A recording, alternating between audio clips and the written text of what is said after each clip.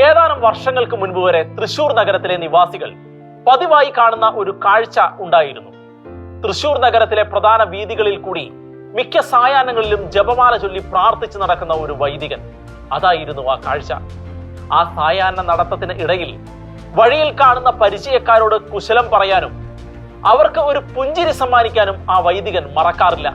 പക്ഷേ അന്ന് അവരിൽ ആരും ഓർത്തു കാണില്ല, ആ വൈദികൻ നാളെ 55 ലക്ഷം കത്തോലിക്കരെ നയിക്കുന്ന സീറോ മലബാർ സഭയുടെ പരമ അധ്യക്ഷൻ ആയി ഭാവിയിൽ ഉയർത്തപ്പെടും എന്ന്. അതെ, തൃശൂർ നഗരത്തിൽ ജനിച്ചു വളർന്ന തൃശൂർ പുത്തൻപള്ളി ബസിലിക്ക ഇടവക അംഗമായിരുന്ന സീറോ മലബാർ സഭയുടെ മേജർ ആർച്ച് ബിഷപ്പായി ഉയർത്തപ്പെട്ട മാർ റാഫേൽ തട്ടിൽ ആയിരുന്നു ആ വൈദികൻ. വൈദികനായി 44 വർഷങ്ങൾക്ക് ശേഷം മാർ റാഫേൽ തട്ടിൽ സീറോ മലബാർ സഭയുടെ മേജർ ആർച്ച് ബിഷപ്പ് പദവിയിലേക്ക് ഉയർത്തപ്പെടുന്നത് സഭ അതിന്റെ ചരിത്രത്തിലെ ഏറ്റവും സങ്കീർണമായ പ്രതിസന്ധികളുടെ നാളുകളിൽ കൂടി കടന്നു പോകുമ്പോഴാണ്. ഒരു ഭാഗത്ത് എറണാകുളം വിഭാഗം ഉയർത്തുന്ന കുർബാന തർക്കങ്ങളും ഭൂമി വിവാദങ്ങളും, മറുഭാഗത്ത് കുടിയേറ്റ കർഷകരുടെ നിലനിൽപ്പിന് പോലും ഭീഷണി ഉയർത്തുന്ന തരത്തിൽ വന്യമൃഗ ശല്യങ്ങൾ, കാർഷിക ഉൽപ്പന്നങ്ങളുടെ വിലയിടിവ്, ബഫർ സോൺ ഉയർത്തുന്ന ഭീഷണികൾ. ഇതിന് എല്ലാത്തിനും പുറമെ കേരളത്തിൽ ക്രൈസ്തവർ വംശനാശം വരുന്ന വിധത്തിൽ ഉള്ള യുവതി യുവാക്കളും മാതാപിതാക്കളും കേരളം വിടുന്ന അവസ്ഥ. പക്ഷേ ഇത്തരം പ്രതിസന്ധികൾ എങ്ങനെ നേരിടും എന്ന ചോദ്യത്തിന് സ്വതസിദ്ധമായ ശൈലിയിൽ തട്ടിൽ പിതാവിന് ഒറ്റ ഉത്തരമേ ഉള്ളൂ: ദൈവത്തിന്റെ കൃപയാൽ. താൻ വെറും ബലഹീനൻ ആയ മനുഷ്യനാണ് എന്നും എന്നാൽ ദൈവകൃപയാൽ തനിക്ക് വലിയ കാര്യങ്ങൾ ചെയ്യാൻ കഴിയും എന്ന് വിശ്വസിച്ച വിശുദ്ധ പൗലോസിന്റെ മനോഭാവം തന്നെയാണ് തട്ടിൽ പിതാവും ഇത്തരം സങ്കീർണ വിഷയങ്ങളിൽ വെച്ചു പുലർത്തുന്നത്. പൗരോഹിത്യം എന്നാൽ അദ്ദേഹത്തിന് എടുത്ത് ഉയർത്തി മുറിച്ച് പങ്കുവെക്കപ്പെടുവാനുള്ള വിളിയാണ്.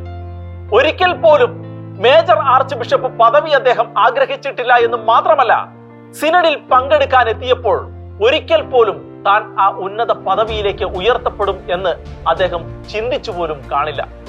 വ്യക്തിപരമായി താല്പര്യം ഇല്ല എങ്കിലും ദൈവഹിതത്തിന്റെ മുൻപിൽ അദ്ദേഹം കീഴടങ്ങുകയായിരുന്നു.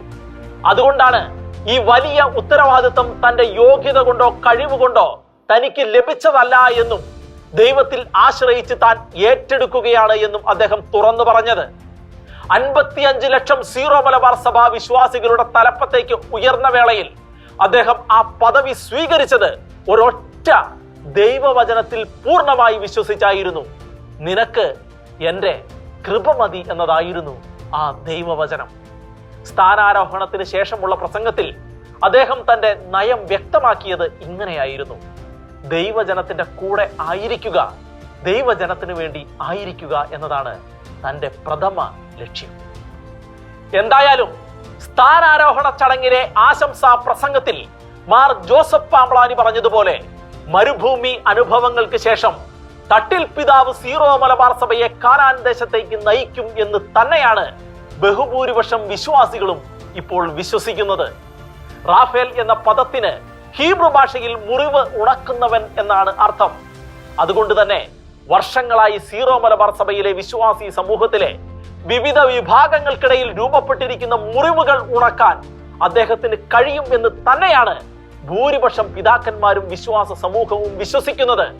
കാരണം ഹൃദയം കൊണ്ട് സംസാരിക്കാനും ഹൃദയത്തോട് സംസാരിക്കാനും അസാധാരണ പാടവുമുള്ള വ്യക്തിയാണ് മാർ തട്ടിൽ. അതുകൊണ്ട് തന്നെയാണ് ലോകമെമ്പാടുമുള്ള 55 ലക്ഷം സീറോ മലബാർ വിശ്വാസികളെ മുന്നിൽ നിന്ന് നയിക്കാൻ തൃശൂർക്കാരുടെ സ്വന്തം തട്ടിൽ അച്ഛന് കഴിയും എന്ന് തന്നെ വിശ്വസിക്കുന്നത്.